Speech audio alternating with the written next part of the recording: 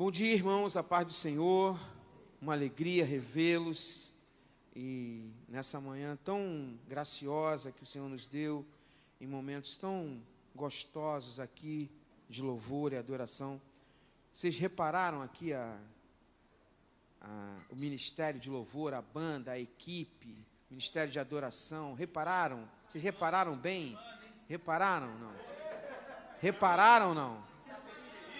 O que vocês viram de diferente? Eu quero saber. O povo quer saber. Os dois elementos novos muito importantes. Olha, tivemos a canja, né, no meio do músico, quando um dá uma participação especial assim, fala uma canja. Uma canja é um negócio, um privilégio, um negócio bonito, gostoso. Tivemos a canja do reverendo Alex Assis na bateria. Amém? Glória a Deus. Olha que bênção, hein? Muito legal. Quase uma jam session. A Rosana não tem nada, né, bicho? Quase uma jam session. Essa semana a gente falou de jazz, né, Zaqueu? Quase uma jam, né? E tivemos uma participação também muito preciosa que em muito me alegra, irmãos. E eu também agradeço a vida do Alex, de entender isso. O outro Alex. Qual foi a outra participação? Vocês repararam? O Mateus. Uma salva de palmas para o Mateus. Muito legal. Uma benção. Igreja, irmãos, é isso. Essa semana a gente conversava, Zaqueu comentava ali comigo, nós conversávamos no Somos Livres, né? Não é esse o nome? Somos Livres? No Somos Livres? Quem estava no Somos Livres?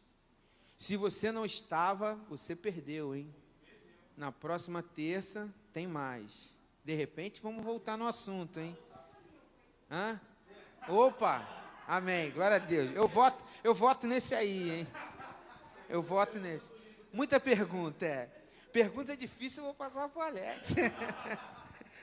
Ou para o presbítero Márcio, ele com aquela calma dele, né? Muito boa, cara. Muito boa, Zaqueu, aquela tua lembrança. É vontade soberana de Deus ou não é vontade de Deus? Quem decide? Nós vamos passar a vida toda pensando sobre isso. Mas foi muito bênção e nós falamos de uma igreja que é uma família, irmãos. Então, nós temos agora a beleza aqui, um negócio aqui, quando você ficar triste aqui, se estiver aqui, você olha para a direita aqui. Um jardim florido, assim, novo, né?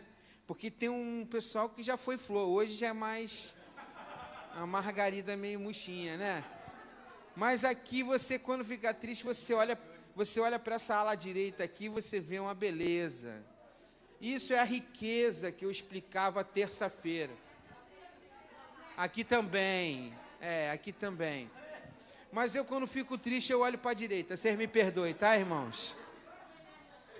Que eu gostaria de sentar aqui na direita, mas eu estou mais aqui para o centro, né? Mas então nós compartilhávamos como igreja, irmãos, no momento que nós estamos vivendo, e aquela conversa era muito boa, no sentido de nos entendermos como comunidade, como família.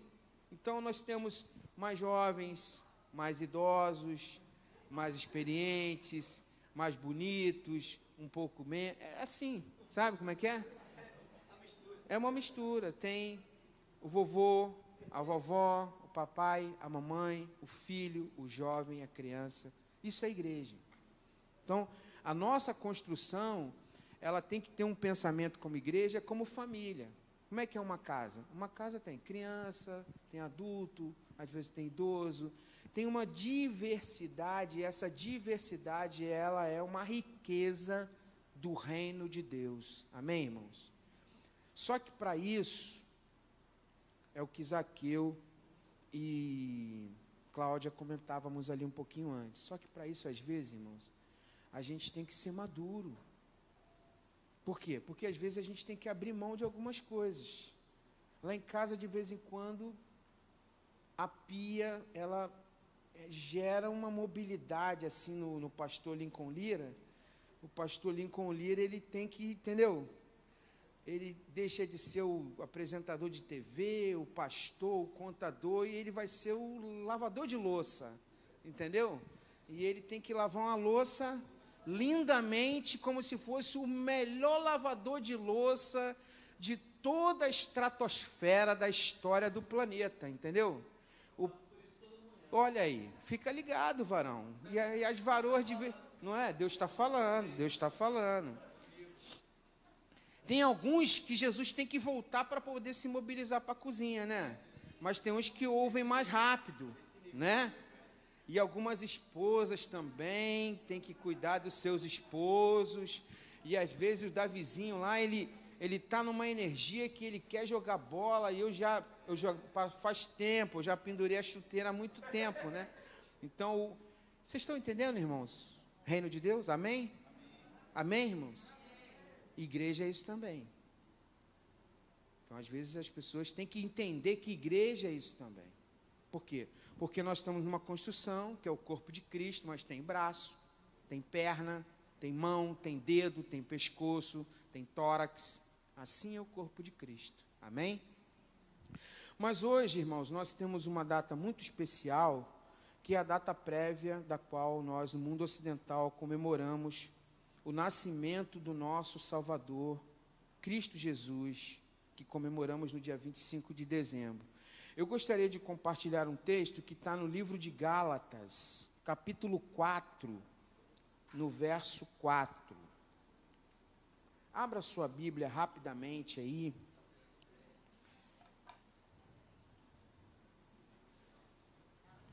Gálatas 4, 4.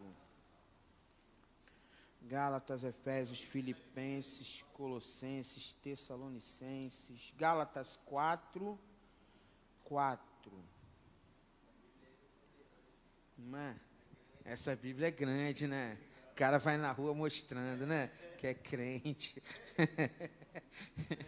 Em casa ele guarda, mas na rua ele vai com ela, né? Gálatas 4, 4 diz assim: mas quando chegou a plenitude do tempo, Deus enviou seu Filho, que está no livro de Mateus, Evangelho de Mateus, no capítulo 1, logo no início de Mateus. Mateus, capítulo 1, a partir do verso 18.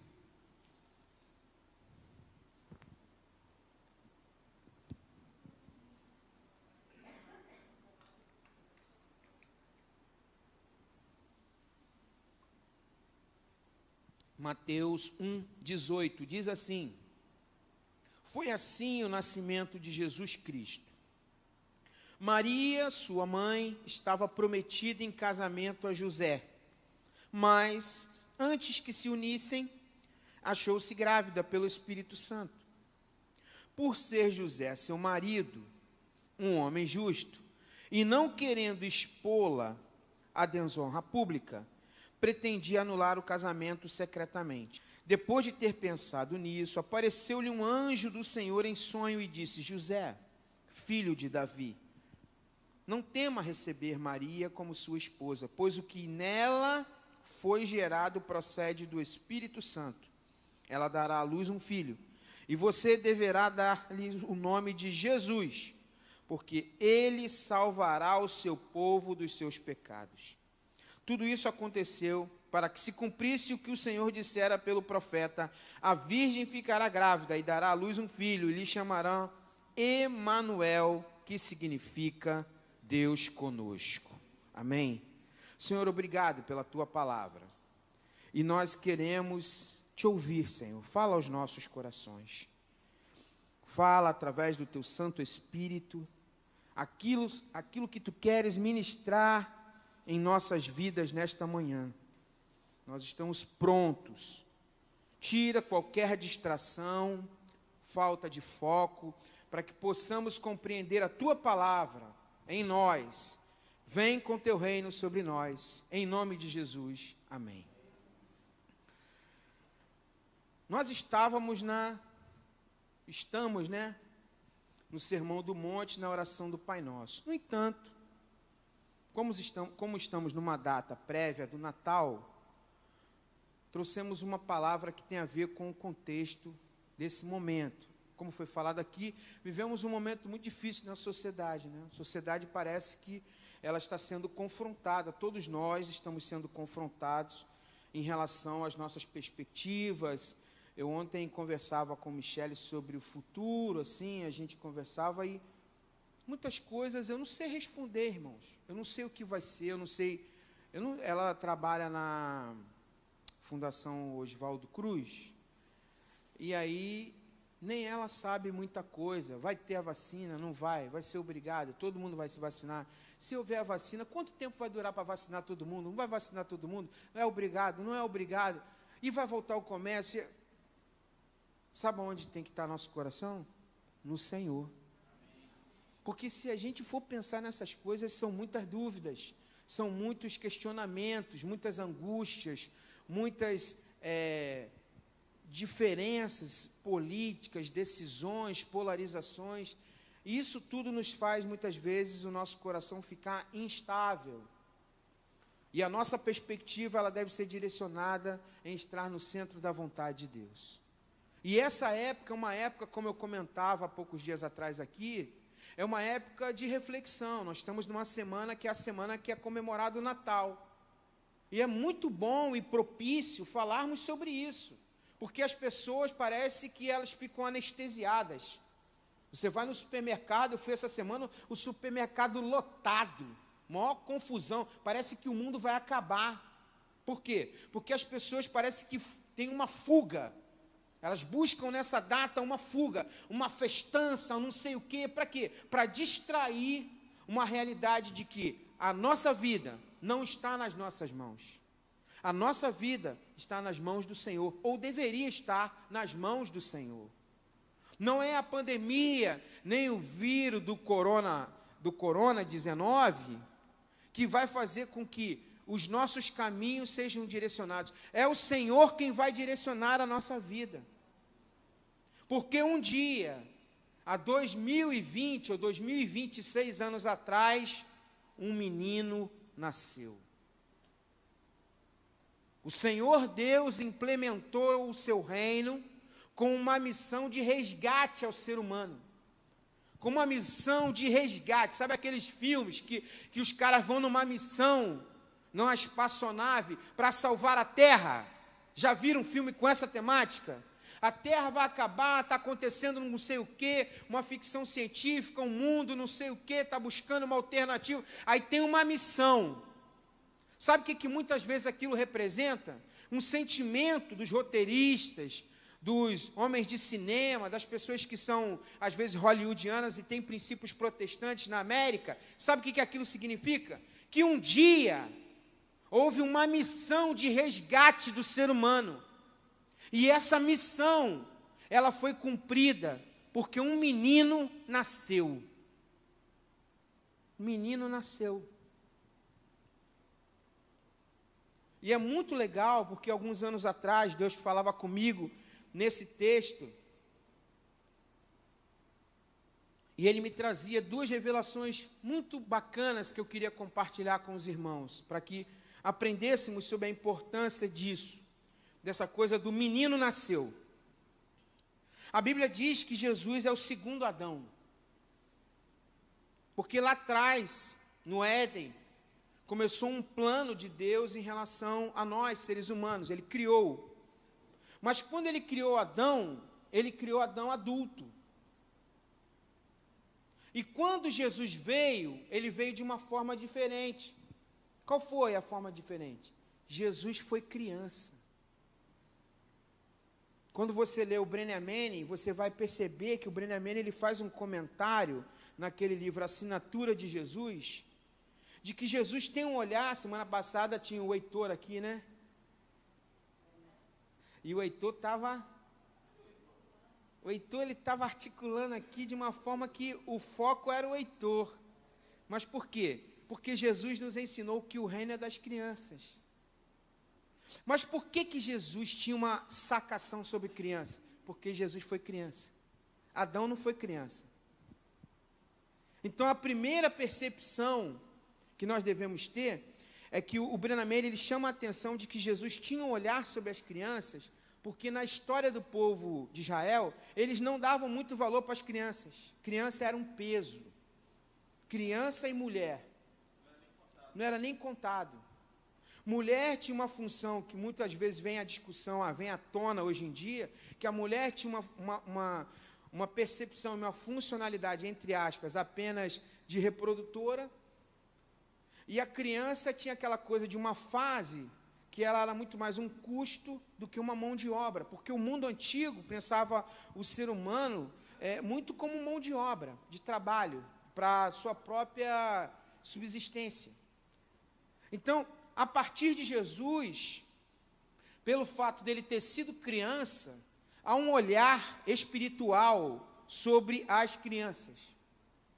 Mas isso é muito importante a gente atentar, porque Jesus passou por esse processo de ser criança e viveu como criança, como adolescente e como jovem, porque o seu ministério só se deu aos 30 anos. E essa percepção, quando a gente entende que Deus projetou a vinda do seu Filho Jesus como criança, gerado numa mulher, vocês repararam o texto de Gálatas, como há uma fixação de uma percepção de que ele foi gerado em uma mulher para ser criança e nasceu numa manjedoura de forma humilde, numa estrebaria. Tudo isso tem uma importância de significância de que o nosso Salvador veio de uma origem humilde. Se você, por exemplo, traçar uma análise psicológica, Jesus como rei, seria muito difícil ele estabelecer o seu governo e sua compreensão como rei, nascendo numa estrebaria, porque príncipes e reis não nascem em estrebaria.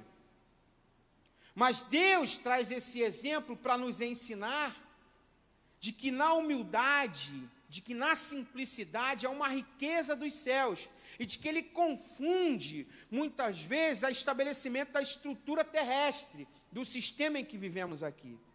Então Jesus veio, e ele nasceu, e ali ele passa um processo difícil, e ele resistiu a isso, superou tudo isso, para exercer seu ministério a partir dos 30 anos.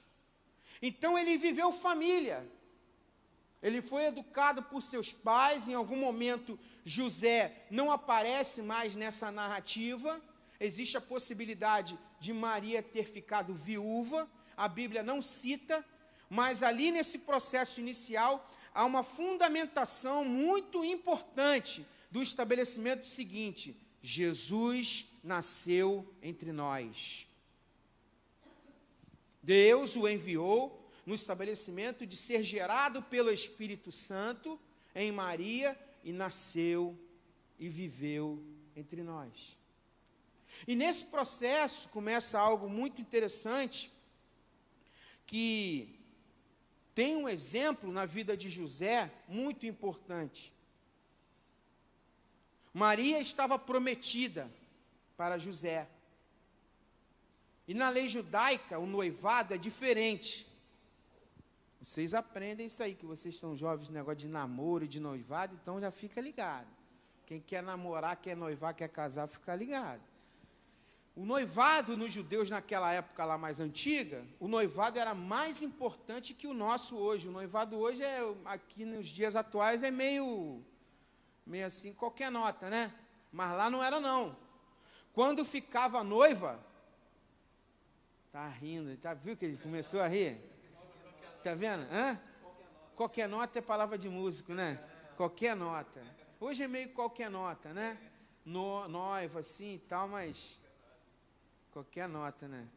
Tu viu que naquele dia eu perguntei se a nova... Ele já viu a data? Ela já te perguntou a data, né? A data.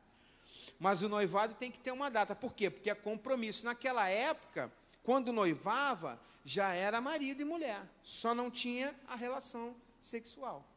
Mas já estava prometido, já estava... Tanto que eles não tinham consumado o ato como casados, mas eles já estavam prometidos um ao outro. E quando José soube que Maria estava grávida, vocês já pensaram sobre isso? O que gerou de dúvida e de intranquilidade nessa casa e nesse lar? Você imagina nos dias atuais, se uma pessoa, um marido, um noivo, sabe, não tendo relações sexuais com a sua noiva, que a sua noiva está grávida. Olha a situação. Essa foi a situação de José. No entanto, José, como a Bíblia diz, que era um homem correto e justo, sabe o que poderia acontecer com Maria? Apedrejada. Alguém sabe mais o que poderia acontecer com Maria? Alguém sabe mais? Que eu descobri esses dias, estudando.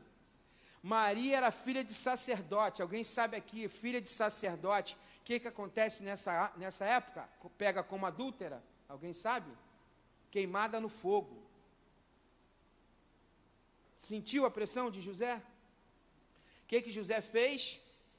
E é o seguinte, José também não podia chegar e vazar não, porque se ele vaza, ele pega a situação de adúltero também, conivente, e também ele poderia sofrer. Ele ia fazer internamente um processo, para que de forma fosse encoberta e ela fosse liberada para um outro casamento. Ia dar carta de divórcio na interna. Mas aí, como um homem correto e justo, da forma que Deus cuida daqueles que têm um coração correto e justo, mandou um anjo para falar com ele, falar, fica tranquilo, porque sua esposa, a sua noiva, sua mulher, foi concebida, o filho nela, pelo Espírito Santo. E aí acontece essa coisa maravilhosa, que o mundo pode dizer uma coisa, pode dizer outra, uns hoje em dia às vezes falam uma coisa, colocam em dúvida outra, não interessa. Nós estamos em 2020, e o calendário do mundo ocidental é ACDC. A história é contada antes de Cristo e depois de Cristo. Pode falar o que for. A China pode querer ter o calendário dela. O Japão pode ter o calendário dele.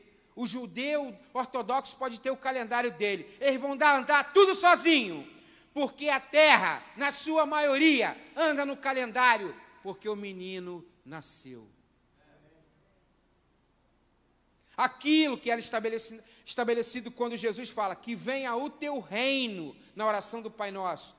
O estabelecimento, tanto no Velho Testamento, tem seu ápice na vinda de Jesus, quando ele, nessa casa de José e Maria, ele é nascido ali. O nosso Rei, o nosso Salvador, o nosso Senhor nasceu.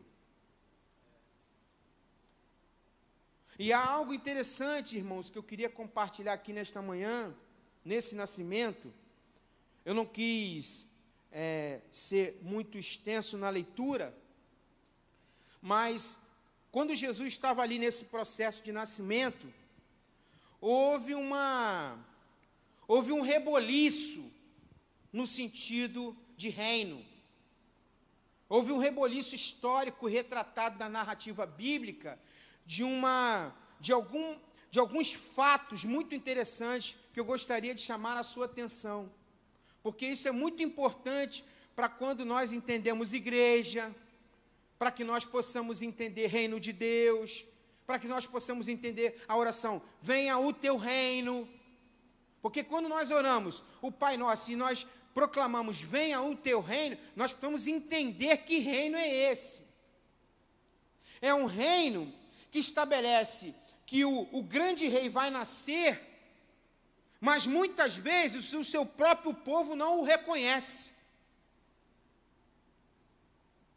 Porque Jesus nasce numa estrebaria, num lugar simples, mas algo no sentido espiritual, que eu chamo a sua atenção, é movido na terra. Porque do Oriente, reis, magos, e aí é importante, vocês sabem que quando eu falo aqui, eu adoro quando o Zaqueu chega ali para mim e fala, cara, eu fiquei pensando naquilo que você falou na pregação lá atrás. Tudo para um educador é isso, Zaqueu. Quando você vende uma pulga, você ganha um troféu no céu. O professor que vende pulga, ele é o melhor professor do mundo. Porque aquele professor que não te faz pensar. Eu tinha um professor que ele falava assim, eu não vim aqui para elucidar, eu vim para trazer dúvidas. Porque é na dúvida que você estuda, que você pensa, é que você se aprofunda. Então, o que eu vou trazer aqui é mais uma para você pensar a respeito disso. Como é que Jesus vem, conduzido por o seu Pai Celestial para nascer aqui na terra? Ele é o próprio Deus encarnado que vem como homem. Os seus não o reconhecem, mas ele manda um aviso no Oriente, numa tradição que não é judaica, e três ou mais reis magos, que provavelmente é uma comitiva, vem do Oriente, sem a tradição judaica, através de uma estrela, em estudos de astronomia e astrologia. Quem está entendendo diz amém. Vocês estão entendendo que eles não são da tradição judaica? Vocês estão entendendo que o nosso rei nasceu para todos? Vocês estão entendendo que o Pai é nosso, não é só dos crentes? Vocês estão entendendo que Deus é o Pai Celestial de toda a terra? Vocês estão entendendo que Deus fala com todos? Vocês estão entendendo que a nossa intelectualidade não consegue alcançar a forma que Deus se expressa? Vocês estão entendendo que um recado foi dado no Oriente, de que o rei estava sendo nascido ali, na região da Judéia, que era rei dos judeus, mas era um rei importante para a humanidade, que ia mudar a história da humanidade? É assim que Deus se expressa. Aí os reis vão lá. Reis esse, que se você quisesse aprofundar esse conhecimento, alguns comentaristas falam a respeito, tem a ver com o chamado de Jesus na sua unção sacerdotal de Melquisedeque. Aí, para aqueles que gostam de curiosidade, escreva isso aí, depois você pesquisa. Melquisedeque é um rei do qual Abraão prestou adoração no sentido de ofertar a Melquisedeque. E a unção de Jesus, porque Jesus, quando ele nasce, a gente leu o primeiro capítulo de Mateus, né? E ali no início do capítulo 1, você vê a genealogia. Por que Mateus faz essa genealogia? Porque isso é muito importante para o judeu. Por quê? Porque tem uma característica profética do nascimento de Jesus, que Jesus nasce numa linhagem de sangue, como rei. Você vê ali, de todos os pais, avós, tataravós e tudo mais, que Jesus é da tribo de Judá. E Davi é da tribo de Judá. E o estabelecimento do reinado de Jesus vem da tribo de Judá, filho de Davi. Por isso que volta e meia ele é tratado como filho de Davi. O próprio José, no texto de Mateus, é tratado pelo anjo como filho de Davi. Porque Davi começa no Velho Testamento a implementação do reino. Porque Davi é a representação desse reino que o Senhor Deus estabelece na terra. Então Jesus tinha que vir nesse sangue. Então, através de José, é muito linda essa genealogia. Um dia você para estudá-la. Tem 3 mulheres nessa genealogia, coisa que não é nem tradição judaica citar as mulheres. 3 mulheres muito importantes: Raabe, Ruth e a mulher de Urias. Para tu ver como é que Deus é misericordioso. Irmãos, eu estou falando coisas aqui que são muito profundas. Se eu pudesse, eu falava 4 horas para explicar isso aqui para vocês. Por que essas 3 mulheres estão na genealogia? Uma era prostituta. A outra tem uma condição que na vida de Davi é uma condição meio torta. Mas Deus, Ele tem um olhar sobre essas coisas.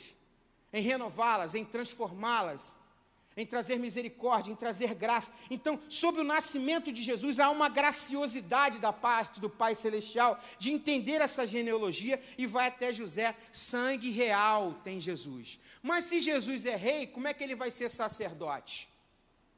Porque Jesus é rei e sacerdote. O sacerdócio de Jesus vem por uma unção que você vai aprender lá em Hebreus 6. Que a unção de Jesus sacerdotal vem sobre Melquisedeque. Mas eu paro por aqui, um dia a gente volta nesse assunto. O fato é que alguns comentaristas dizem que esses reis magos vêm da região do Oriente, ligada a Melquisedeque. E eles chegam lá, e eles falam para o rei Herodes: Herodes era um cara, se você for estudar, um cara cruel, mau. Eu estava lendo ontem a vida desse cara, muito mal. Já conheço de ouvir falar. Ele que manda matar as criancinhas, e a família de Jesus tem que fugir para o Egito para preservar Jesus, senão ele seria morto, de tão cruel que ele é. Porque quando ele soube que era nascido um rei, ele queria matar geral. Muitas vezes o mundo quer matar o rei Jesus na sua vida, e ele faz qualquer coisa para matar o reinado de Jesus na sua vida. E você tem que fugir, você tem que escapar. Porque se você ficar meio que assintomático do sistema, o sistema te engole e tira o reinado de Jesus. Quem está entendendo diz amém. A própria família de Jesus, o próprio Deus encarnado, teve que, pelo seu pai e sua mãe, fugir. Porque esse cara era tão mau, que ele colocava a serviço do mal tudo que ele podia para arrebentar com os planos de Deus, com a vontade de Deus. O mal vai fazendo de tudo para contrariar a vontade. Herodes era um cara que do Sinédrio, dos líderes da época, teve no seu primeiro ano de governo do Império Romano, são 70 no Sinédrio, ele já mandou matar 45. Ele mandou chamar o Sinédrio, isso é um dos fatos do reinado de Herodes o Grande. Ele mandou chamar o Sinédrio, mandou chamar os 70, pegou 45 e matou. Assim ele agia. Mas nada pode prevalecer na nossa vida quando a gente entende o Rei Jesus na nossa vida. É Ele que nos dá vida, como testemunhava o Rodrigo essa manhã conosco ali embaixo. É Ele que governa, é Ele que nos cuida. E aí Jesus nasce nesse ambiente e os reis vão lá e eles prestam adoração a Jesus. E eu li a semana passada, quem lembra do texto que eu li no ofertório? Eles ofertaram o quê? Ouro, incenso e mirra, como adoração ao Rei Jesus. Prestaram homenagem, vindo de muito longe. Deus mobilizou algo de uma comunicação a esses povos do Oriente, muito longe, para prestar homenagem e adoração ao Senhor Jesus. Às vezes, tem pessoas de muito longe, de fora, que estão adorando mais a Deus do que os de dentro. Porque às vezes os de dentro não o reconhecem. Às vezes os de dentro estão com dificuldade de entender quem é Jesus e o seu reinado. Estão muito adequados ao sistema, estão muito adequados ao reino desse mundo. Os judeus da época, aqueles que estavam muito adequados ao sistema, eles não conseguiam entender quem é Jesus. Precisou uma galera lá do Oriente ser mobilizado por uma estrela. A estrela falou com os caras. Porque Deus não conseguia mais falar com o seu povo. O seu povo estava com os ouvidos tampados para a voz de Deus. E às vezes, numa sociedade que é abalada por uma pandemia, numa sociedade que tem toda uma história evangélica hoje no mundo, que é considerada uma nação evangélica e protestante, uma das maiores do planeta, nem com pandemia consegue ouvir Deus. Então o reino não para, Deus vai mobilizar estrela, vai mobilizar astrônomo, vai mobilizar arco-íris, vai mobilizar o que for para falar com aqueles que querem escutá-lo, para aqueles que querem adorá-lo. Então, muito cuidado com a maneira que você entende o reino de Deus. Quando você falar, venha o teu reino, muito cuidado, porque você pode estar com os ouvidos limitados, você pode estar com a sua intelectualidade muito ativada para essa vida, e você não entender as coisas espirituais. Porque nessa época, ninguém entendeu nada. Ué, como é que um rei nasce num estábulo, que tem cavalo e burro? Como é que um rei é adorado por magos? Magos mesmo, porque quando eu era criança, fazia pecinha na igreja, eu achava que eles eram magros. 3 reis magros. Aí uma vez eu falei para minha mãe, mãe, aquele rei está muito gordinho, não é rei magro. Mas era mago mesmo, mago de lidar com estrelas, astrologia e astronomia. 3 reis magos, que não necessariamente são 3, mas os comentaristas falam de 3, né, dão até nome na cultura aí mais pagã, porque na verdade eram 3 presentes, então eles aliam os 3 presentes a 3 reis, mas não necessariamente são 3. O fato é que eles entenderam a voz de Deus, entenderam leitura de estrela, porque Deus se expressa através da natureza, Ele quer falar com você, amém? Que Deus quer falar com você?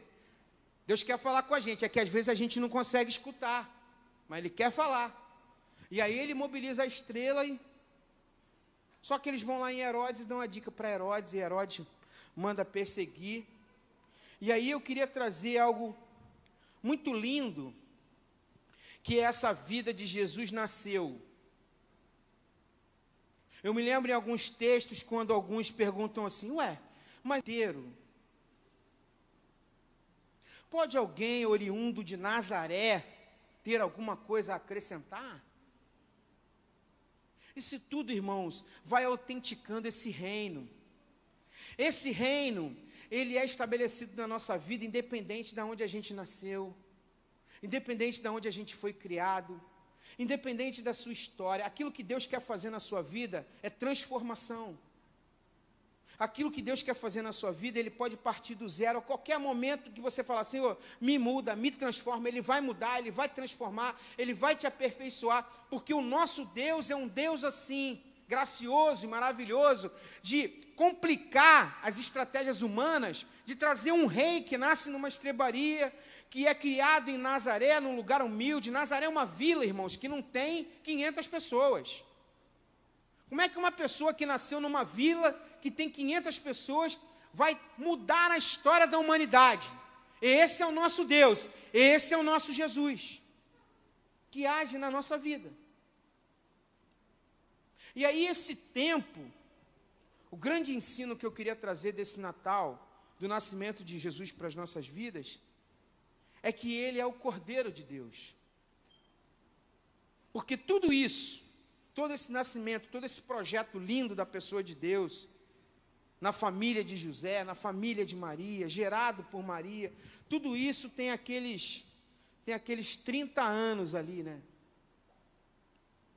30 anos que, eu não me canso de falar isso, né? Jesus viveu 33 anos, falou 3, ele falou 3 anos, 10% do que ele viveu.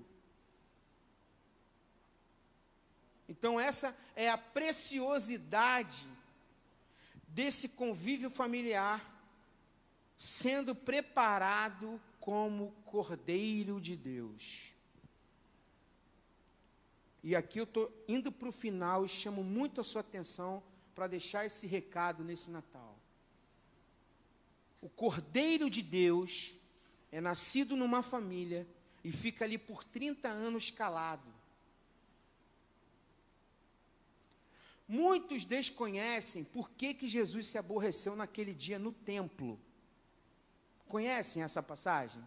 Que Jesus chega no templo e ele observa alguns comerciantes de ovelhas e pombas e cordeiros, e ele pega uma chibata e ele começa a arrebentar com tudo. E muitas pessoas têm esse como um único exemplo da ira de Jesus, mas não sabem exatamente o porquê dessa ira. Vocês acham que é porque eles estavam apenas vendendo as coisas? Eu, durante muito tempo da minha vida, achei que era porque havia comércio no templo. Não é isso. Jesus não tem problema com alguns comércios aí. Isso aí é adereço, é muito pequeno para a importância do que eu vou ministrar agora, irmãos. Eu chamo muito a sua atenção, porque eu termino aqui. Eu termino aqui com essa condição de Jesus ter nascido entre nós. O fato é que esse cordeiro, nas famílias judaicas, quando ele era preparado, a família ficava com o animalzinho o ano inteiro. E quando eu tenho um pitoco lá em casa, que é o meu Yorkshire, que eu herdei da Michele, e é incrível, né? Porque a Michele pegou ele pequenininho, aí a gente casou, ela trouxe, eu falei, tu não quer deixar esse cachorro com a tua mãe, não? Ela, não, onde eu for, hoje eu entendo, onde eu for eu levo o pitoco, não é? E aí eu tive que herdar a bomba, né? Tive que herdar o pitoco. Só que aí aconteceu um lance maravilhoso. O cachorro, quem tem animal sabe aqui, vai entender exatamente o que eu vou explicar. O cachorro, ele escolhe o dono, né? E aí quando chegou lá em casa, tem um sacerdote lá em casa, né? Tem um sacerdote lá em casa. O sacerdote, geralmente, olha como é que o papo é polêmico, Zaqueu, fica ligado. Geralmente o sacerdote é alfa. Geralmente. Porque o mundo está mudando. Cuidado com essas mudanças. E o cachorro saca quem é o alfa, é ou não é, varoa? Ele saca o alfa. Quem é que manda aqui? E ele sacou. E aí quem virou o dono dele? O pastor Lincoln Lira. E aí a Michele, eu não entendo como é que esse cachorro eu pego desde criança, ele agora só quer você. E é sensacional, o pitoco é no nível que, tipo assim, eu acordo de madrugada para ir no banheiro, ele levanta da caminha dele e vai e fica de guarda na porta do banheiro. Se eu levantar 2 vezes para ir no banheiro, ele levanta 2 vezes e fica de guarda. Eu estou assistindo televisão, a Michele vai deitar lá, amor, eu vou deitar. Eu falo, daqui a pouco eu vou, ele fica ali. E o ar está ligado lá. E eu estou no calor. Quando eu termino de desligar a televisão, ele vai, levanta e vai comigo. Era assim que o cordeiro era tratado nas famílias judaicas. Você imagina, depois de 1 ano, pegar um animalzinho desse e sacrificar para perdão de pecados? Quem está entendendo diz amém. Imagina eu ter que sacrificar um pitoco por todos os meus erros e falhas como pecador. Por isso Jesus nasceu. 30 anos convivendo com os homens, vinculados naquela família, na vida humana, para os 33 anos se entregar por nós, irmãos. Entenda muito bem isso, o valor e o nível do sacrifício daquele que nasceu e viveu entre nós sem mácula e deu sua vida por nós, como Cordeiro Santo de Deus. Por isso que quando ele chegou no templo, e ele viu que os caras iam pedir perdão pelos pecados, e os pombinhos estavam todos nas gaiolas, não tinham convivido com as famílias, então eles pagavam aos comerciantes e entregavam pombo. Eles não tinham vínculo nenhum com arrependimento de pecados. Por isso a irritação dele. E lá tinham cordeiros e pombas e tudo sendo comercializado. E sabe o que os sacerdotes faziam? Às vezes nem sacrificavam. Eles pegavam os bichos, diziam que sacrificavam, voltavam para o comércio para vender para a próxima pessoa. E é muitas vezes dessa forma que o evangelho tem sido vivido entre nós. É muitas vezes dessa forma que nós não compreendemos o preço que foi pago por nós na vida de Cristo Jesus, que viveu como homem entre nós, sofrendo dificuldades, tentações, angústias, mas de forma imaculada. Cordeiro de Deus, o Deus conosco, Emmanuel, nasceu para dar a vida por nós, irmãos. Curve sua cabeça. Vamos orar.